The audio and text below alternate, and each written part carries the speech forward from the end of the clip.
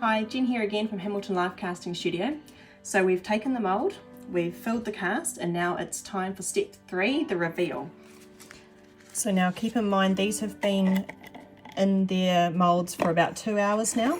We don't want to demould them any sooner than 2 hours because the plaster will be too soft at that stage. So I always try and demould from the back of the hand, because it's fingers that we want to be careful around, as little fingers can break while the plaster is still soft. It takes about 72 hours for the plaster to reach its full dry strength, so they need to be sitting out on the shelf in the sun, somewhere warm and dry, for them to get to their full strength. And just breaking it away a piece at a time with your fingers. Being careful around little fingers. And you can snap your finger off if you accidentally cast yourself in there.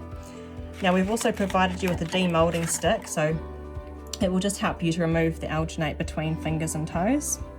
We want to try and get as much of that alginate out as possible because that contains water and we need to dry these casts. We can also do little detailing work, like you see these little air bubbles, we can pick those off with our toothpick.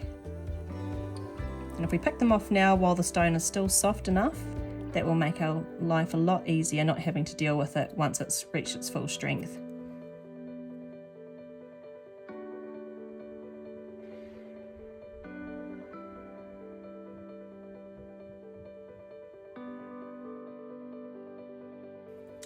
Now we're going to cut the back of the mould, being careful not to scratch the cast. So we only sort of want to go as deep as we think the cast is, but not put too much pressure on the back.